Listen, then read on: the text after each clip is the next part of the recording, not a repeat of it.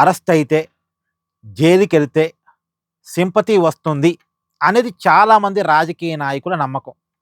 ఇప్పుడు వైఎస్ఆర్ కాంగ్రెస్ ఫాలో అవుతున్నటువంటి ఫార్ములా కూడా అదేనట.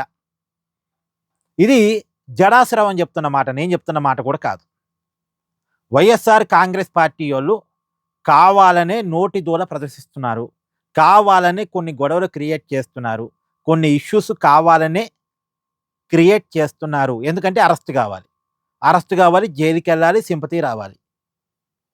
అంటే జడాశ్రవణ్ కొన్ని ఎగ్జాంపుల్ చెప్పాడు. ఈ మధ్య కాలంలోనే కేవీ రెడ్డి అరెస్ట్ అయ్యాడు. ఆంధ్ర పోలీసులు తెలంగాణకు వచ్చి తీసుకెళ్లారు. అలాగే నాగార్జున యాదవ్ అరెస్ట్ అయ్యాడు, వైసీపీ అధికార ప్రతినిధి.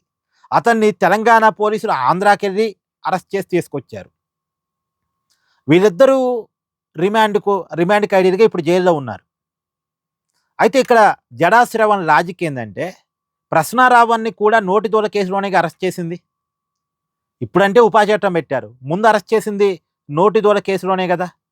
పవన్ కళ్యాణ్ నోటికొచ్చినట్టుగా మాట్లాడాడు అనే కేసులోనే కదా.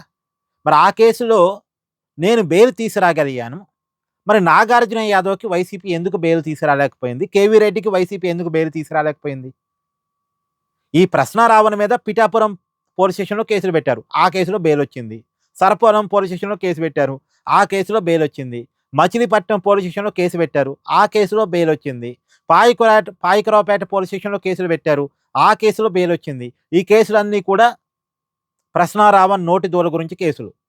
అంటే నోటి దూల కేసుల్లో బెయిల్ వస్తుంది, స్టేషన్ బెయిలే వస్తుంది. అంటే మొదటి రోజే కోర్టే రిమాండ్ వేయకుండా బెయిల్ ఇస్తుంది, గట్టిగా వాదిస్తే, లాయర్ గట్టిగా ఉంటే. ఏదో వీళ్ళు ఎవరైతే అక్యూజ్డ్ పర్సన్ని కరెక్ట్గా డిఫెన్స్ చేసుకోగలిగే వాళ్ళు ఉంటే ఈజీగానే బెయిల్ వస్తుంది.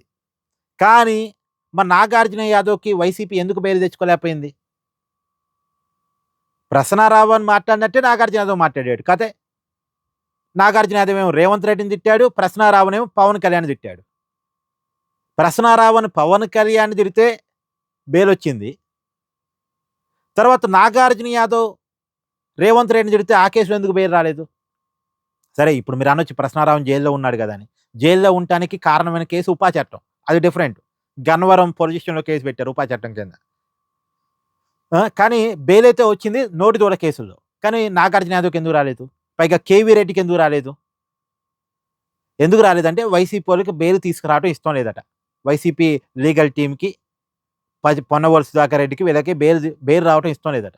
వీళ్ళు జైలుకెళ్ళాలి, జైలుకెళ్తే సింపతి వస్తుంది, వైసీపీ నాయకుల్ని కావాలని అరెస్ట్ చేస్తున్నారు, జైల్లో పెడుతున్నారు అనే సింపతిని గెయిన్ చేయాలి అనేది వైసీపీ ఆలోచన అనేది జడాశ్రవణ్కున్న అనుమానం. మరి ఆయన చెప్తున్న ఎగ్జాంపుల్స్ కూడా అట్నే ఉన్నాయి. థ్యాంక్ యూ అండి.